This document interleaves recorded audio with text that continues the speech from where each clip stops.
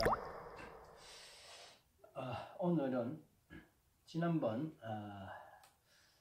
이야기했었던 사마병 묘지명, 부기의 사마병 묘지명의 글씨를 쓰기 전에 사마병 묘지명에 대한 전반에 대한 성격에 대해서 간단히 말씀을 드리고자 합니다. 이른바 사마병 묘지명 길라잡이가 되겠습니다. 오늘 제가 칠판에다가 오늘 수업할 내용을 간략하게 추려놨습니다. 제가 뭐 대학교 수업을 한 30여 년 했는데, 대학교 수업 때는 대체로 프린트를 제가 내주고 그 프린트를 보고 제가 설명을 하기 때문에 이렇게 판서를 할 일이 별로 많이 없었고, 때에 따라서는 프린터가 없이 수업이 될 때는 제가 이제까지 제가 해왔던 것처럼 제가 직접 글씨를 썼는데, 그게 습관이 되다 보니까 이제까지 그런 수업을 해왔는데, 그렇게 하니까 좀 시간상의 문제로 제가 좀 빨리 글씨를 써서 보는 사람들이 또는 학생들이 글자를 잘 모르겠다 하는 이런 문제도 좀 있었어요. 그런 문제가 있고, 그 다음에 제가 거의 내용을 하나하나 프린터를 보고 하지 않을 경우에는 그 내용을 조금 이렇게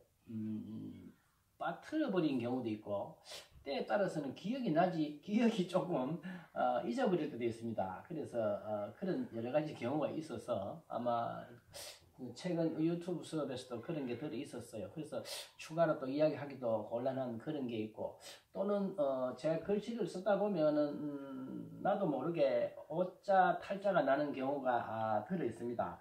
그런 경우는 다시 고치는데 좀 애를 먹기도 하고 이래 해서 가만히 생각해 보니 제가 뭐 딴 공공장소에서 수업을 하는 것이 아니고 제 연구실에서 이렇게 수업을 하기 때문에 이 칠판에 내가 미리 써놓고 이야기하면은 좋겠다 하는 이런 생각이 들었어요. 그래서 오늘부터는 앞으로 수업할 때는 수업할 이론적인 공부를 할 때는 오늘과 같이 전체적인 것을 써놓고 설명을 하기로 하겠습니다. 그렇게 함으로 해서 저도 내용을 빠뜨려지지도 않고 오자 탈자가 잘 안 나는 경우도 있고, 또 여러분들께서 또 보시기에도 글자를 좀 쉽게 파악을 할 수도 있고 메모도 할 수 있는 여러 가지 이점이 있는 것 같아요. 자, 그래서 제가 거의 한 7-8개월 이렇게 하다 보니까 그런 노하우가 생기는 것입니다. 유튜브 성격에 맞게 앞으로는 판서를 내용을 써놓고 확인해가고, 조금 세부적인 것은 제가 추가로 여러분들한테 판서를 해 나가도록 하겠습니다. 자, 그러면 오늘은 부기시대 사마병 묘지명에 대한 글씨를 쓰기 전에 간단한 거기에 대한 전반적인 이야기를 말씀을 드리겠습니다. 이 부기의 사마병 묘지명은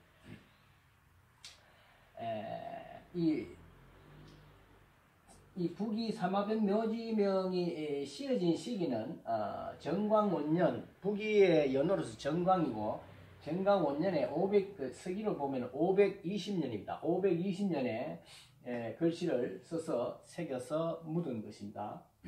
이 사마병 묘지명은 사마경화 묘지명이라고도 합니다. 왜냐하면은 사마병의 자가 경화예요. 그래서 어떤 데는 법첩이 사마경화라고 나오기도 하고 사마병이라고 나오기도 합니다. 예. 그리고 대체로 묘지명은 정사각형으로 이렇게 되어 있어요. 정사각형으로 되어 있어서 18행 17자 18줄에 한 줄에 17자씩 써여져가 있다 이거죠. 거의 정사각형이죠.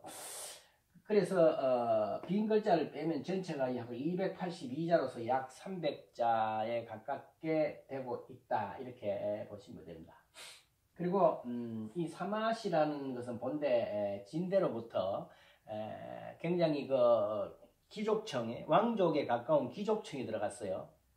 그래서 이 사마자가 들어가는 것은 위에서도 사마자가 들어가는 것은 굉장히 높은 지배계력 세력의 왕족에 가까운 그런 호족이랬다는 것을 알 수가 있어서 아무래도 호족인 경우에 글씨를 좋은 글씨가 많죠. 아무래도 여러 가지 경제적인 문화적인 이런 배경이 있어서 좋은 글씨를 쓰는 경우가 많습니다.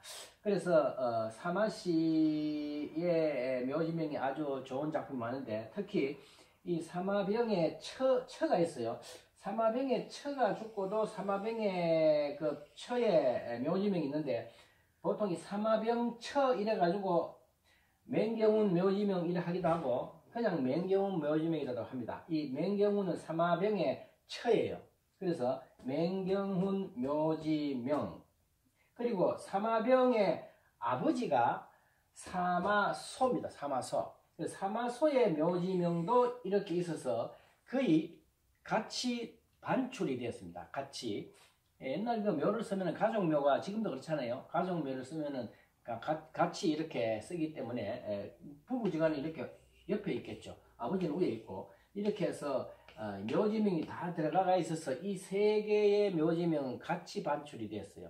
그래서 글씨 수준이나 경향으로 봤을 때 한 사람의 글씨가 아니겠느냐 하는 추측을 하고 있고 세 묘지명이 다 뛰어나서 사마시 묘지명에서는 가장 대표적인 작품으로 일컬어지고 있습니다. 이런 배경을 이해를 해주시면 되겠고요.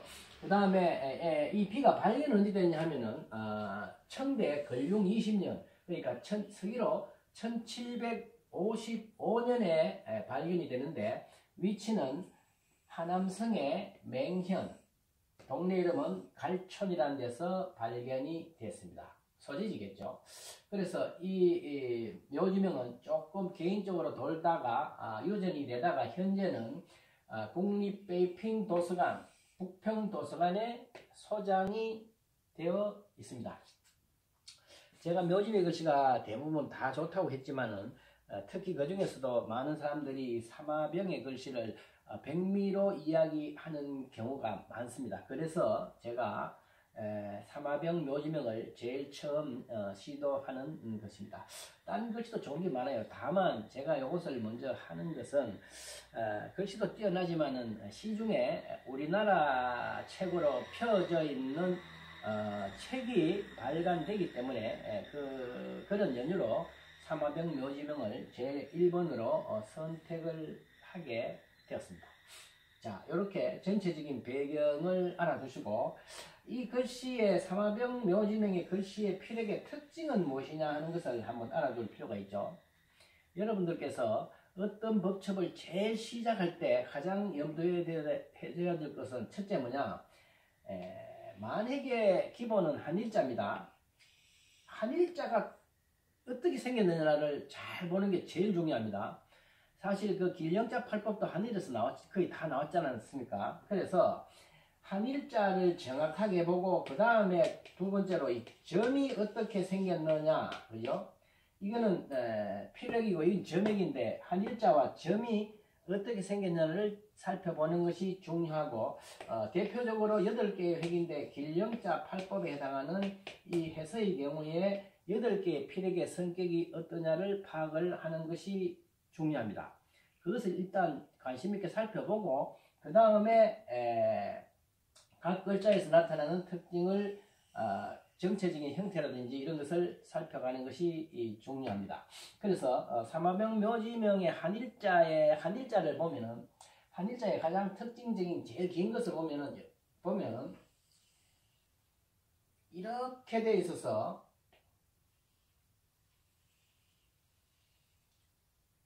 요 머리가 약간 이렇게 뾰족하면서 쳐드는 경향이 있고요. 허리가 상당히 짤록하고 이 뒷끝이 이쪽과 마찬가지로 끝이 굉장히 뾰족하게 빠진다는 사실입니다. 이것이 사마병 묘지명의 특징일 뿐만 아니라 묘지명 전반에서 나타나는 한 가지의 특징이기도 합니다. 그래서 기필의 방향이나 수필의 방향하고 끝을 잘 관찰하는 것이 중요합니다.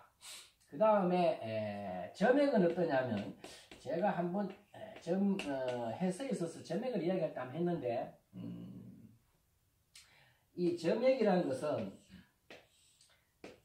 육조시대 아주 예서에 가까운 육조시대 초반기는 점액이 조상기에서는 이런 게 많이 나타납니다. 이런 게 요런 삼각형이 나타나고, 요거는 육조 초반의 점이고, 당나라로 가면 이 점으로 변합니다. 당나라 때 이런 삼각형으로 돼요. 그런데 북위의 후반기에 가면은 이 평행 사변형 되는 이 점이 나타나요. 이렇게.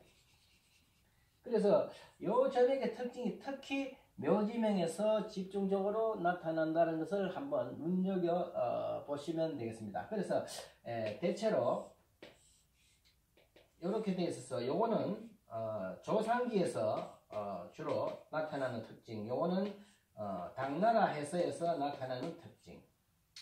그리고 묘지명에서는 요런 마름모골에 요런 점액이 있다. 요런 쪽 관점에서 점을 잘 살펴보시면 그 특징을 정확하게 잡아낼 수가 있습니다. 그 이외에 영자팔급에서 나타나는 핵들은 뭐 대동소이합니다만은, 특히 육조시대 하나의 특징은 이 구획이 상당히 크다는 사실입니다. 구획도 크고, 책핵 있죠, 책핵. 아침 책핵도 이 거리가 굉장히 길게 나간다는 사실입니다. 그 1대2로 나간다고 보면 돼요. 이렇게 보면은, 이렇게 해서요. 이렇게 봤을 때, 이 꺾어서 나가는 이 길이 굉장히 길게, 파책이 길게 빠진다요. 이 구획도 굉장히 길게 빠진다는 점이 하나의 또 특징이기도 합니다. 자, 그래서 한 일자의 성격을 잘 특징을 이해하고, 점액 그리고 책핵과 구획이 당나라 시대에 비해서 굉장히 크고 길다는 사실, 이것이 하나의 특징이고, 또 삼화병 묘지명에서 자형 전체상의 특징을 보면은 가로 세로를 기준으로 해서 이래 볼 때, 가로와 세로를 이래 볼 때 보통 일반적으로 키가 좀 큰 것이 일반적입니다. 당나라에서는. 그런데 특히 삼화병 묘지명은 이 세로보다도 가로가 길다는 사실이죠. 좀 납작하다는 것이요, 글씨가. 그래서 벼렉과 책핵이 굉장히 벼렉과 책핵이 굉장히 길게 나오게 되면서, 그리고 전체적인 키가 좀 짧아지는 그런 게 있어서 굉장히 좀 납작한 맛이 나는 게 예서적인 느낌이 살짝 드는 맛이 있어서, 이러한 비교적 해서에 있어서 비교적 키보다도 폭이 넓은 이런 구조의 글씨는 해서의 종료의 글씨에서 그것이 특징적으로 나타납니다. 그래서 이 종료의 삼화병 묘지명이 위에 삼국시대 초기에까지 형성된 종료의 글씨의 맥을 잇고 있는 것이 하나의 또 특징이기도 하다는 그런 설이 지배적인 경향이기도 합니다. 자, 뭐 여러 가지가 있지만은 이 정도로 전체적인 배경을 이해를 하시고 글씨를 써가 보도록 하겠습니다. 자, 앞으로 약 300여자면 해서는 좀 시간이 많이 걸립니다. 제가 보통 지금 구성 6,000명의 6자를 썼는데 12자를 한번 써오려고 생각하는데, 그렇게 쓰니까 시간이 좀 많이 걸리고, 쓰는 사람도 15분이 넘어가더라고요. 그래서 보는 사람도 10분이 넘어 지루할 것 같아서, 일단 어느 시점까지는 해서의 경우는 6자로 일단 쓰기를 하고, 조금 이해가 된 연회라면 나중에 조금 빨리 해서, 조금 속도를 빨리 해서 12자로 어느 내년 정도에서는 12자로 내려가기로 하겠습니다. 삼화병 묘지명에 대해서 한번 열심히 공부해 보시기 바랍니다. 다음 실기 시간에 뵙겠습니다. 감사합니다.